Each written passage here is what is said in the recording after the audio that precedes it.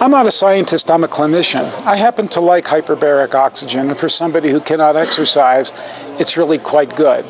Hyperbaric oxygen is going to take your partial pressure above sea level. So you could be breathing 100% oxygen, say at 760 millibars, which is sea level. If you get into a soft chamber, you go to about 1.25 atmospheres. If you get into a hard chamber, you can go up to 2 atmospheres, maybe a little bit more. And yes, that will dissolve oxygen gas. One of the things it doesn't do is it doesn't exercise you. This exercises you, and this exercises you in the presence of oxygen. So your cells can actually perform a lot better.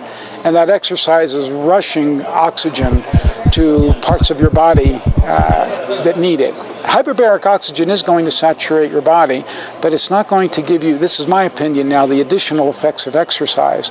Plus, it's more expensive to do. It's a lot more expensive to do, especially if you do the hard chamber for higher pressure.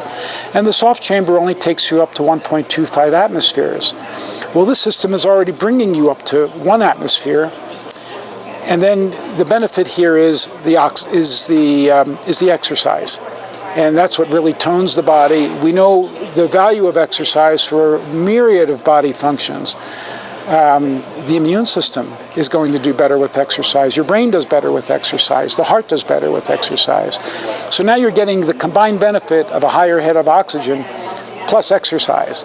And the higher head of oxygen can get you to perform better. One of the other things about this particular setup, which I think is cool, is with the throw of a switch, you can get an additional stress to the body. With the lever on plus O2, you're breathing 100% oxygen, and then just by throwing the lever down, it takes you up to high altitude, where we are right now. We happen to be at Snowbird at Salt Lake City. If you bring yourself up to altitude, you become hypoxic, and then your body has to adapt to that. And the adaptation is a beneficial stress. Everything that the body does, it's going to be modified beneficially by good stresses. This is a good stress. If you go up to high altitude for a short period of time, then you have adaptation. Your body responds to it by figuring out ways to get more oxygen delivered to the tissues. So you have an added advantage. So if you're at high altitude and your body says, give me oxygen, it's going to vasodilate, wanting this oxygen to tissues, and now all of a sudden you get this rush of oxygen. When you throw it back to O2 plus, you're getting 100% oxygen, and it's going to rush that oxygen through to the tissues that really need it.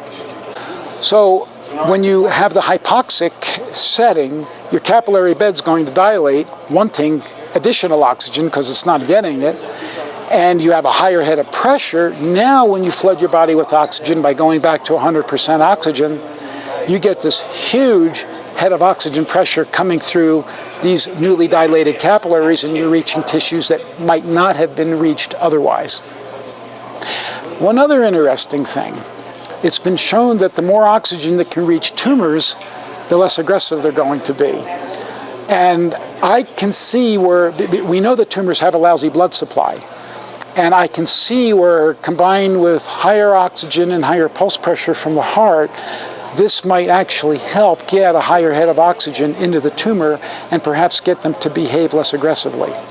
One of the other really important things is we see sick people, and they're sick because there's inflammation.